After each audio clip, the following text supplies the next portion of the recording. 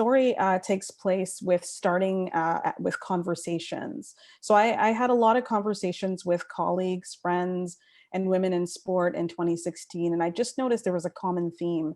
There was a really low sentiment in terms of their engagement with sport, them telling me they didn't see people that looked like them being represented in sports media coverage. Colleagues telling me they were looking for their young daughters to play in a baseball team, but there wasn't any team for girls. There were just teams for boys.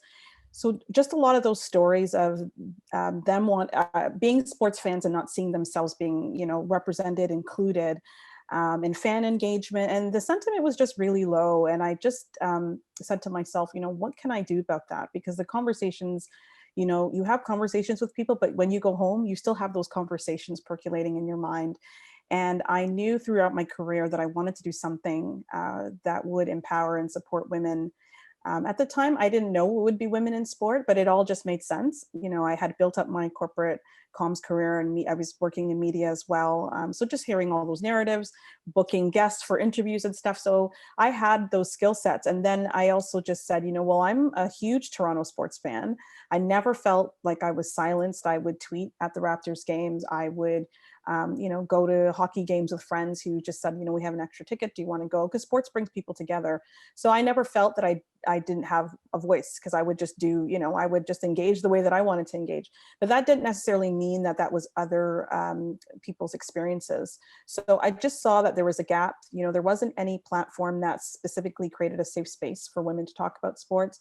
And also the other layer was LGBTQ+, diverse communities who may not identify themselves as women, but also felt that there were some barriers with engaging and accessing sport.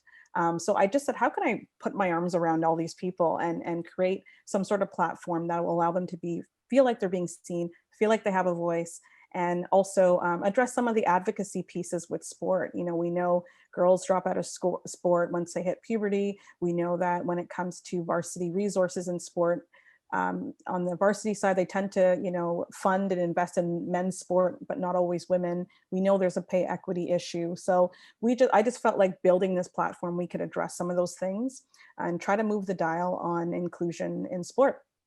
So I've been doing that for about 4.5 years, and it's been quite exciting. You noted our digital series that we did during the pandemic. So we've still continued to tell those stories and feature these awesome people in sport. Originally, we are definitely a digital and content-based platform, but we also did on-site events. Because of COVID, we had to pivot to online events.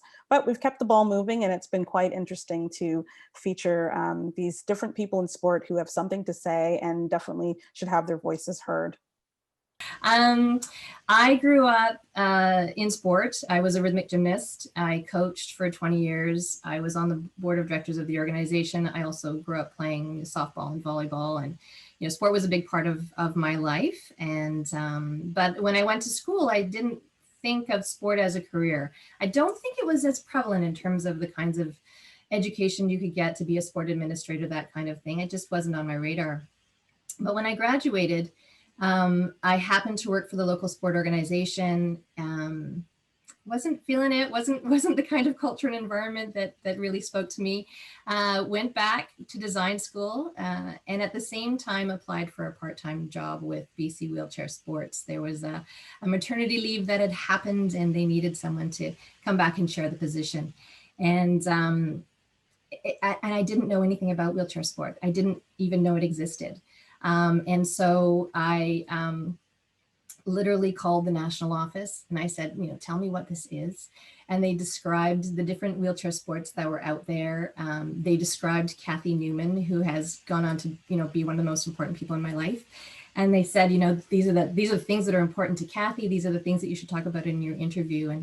And took the interview and lo and behold, got the job. And it's funny because when I asked her afterwards, why, what was important to you in the interview, it was the coaching aspect, that I had coached for 20 years. And that was something that I had totally downplayed in my interview. I was going for an administrative position. And so I committed to that job for 2 years and said, after the 2 years, I'm out, I'm doing full-time design work. And Kathy said, no problem. We'd love to have you for those 2 years. When it came time to leave the organization, I said, okay, I'm starting school in September. I paid my tuition. I bought all my books. I worked really hard for that spot in that program. They took 16 people that year. We all had to compete really hard for that spot. And Kathy, in her very wise way, didn't post the job. She didn't hire anybody. She made me an offer. She took me to lunch and she said, "What do you think this organization needs to do to move forward?" And I told her, I said, you need to create positions where people can stay with you long term.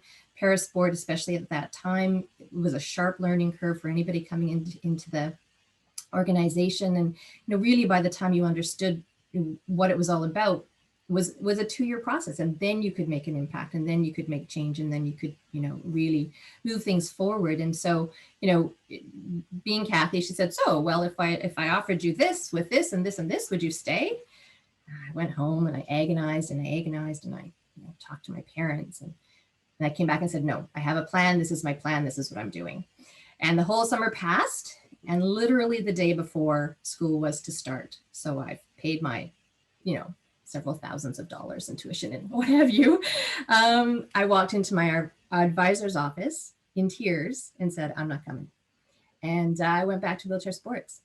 And I did it because it spoke to my values. It spoke to what I cared about. There were people there that, I thought to myself, who do I want to surround myself with? And the quality of the people, that spoke to me. It was like, these are the people that I want to spend my life with. This is the impact that I want to have. And when I look back, when I've retired, what do I want to say I did? And I want to say that I had an impact, and I want to say that I changed lives. And so just starting at Wheelchair Sport as a program coordinator, a part-time program coordinator, that gave me that feeling and gave me that passion that I never knew that I would have. I didn't know what parasport was. I had no idea until I had that opportunity. So it's totally serendipitous blessing in my life, and one that I don't regret for a second. That decision was made 26 years ago. So a long time. Clearly that was a really good decision to make, and everything has built upon that. And lifelong friends have come from it. Dear, dear people that I love, and amazing experiences for not just me, but for my son. And it's just can't ask for anything more.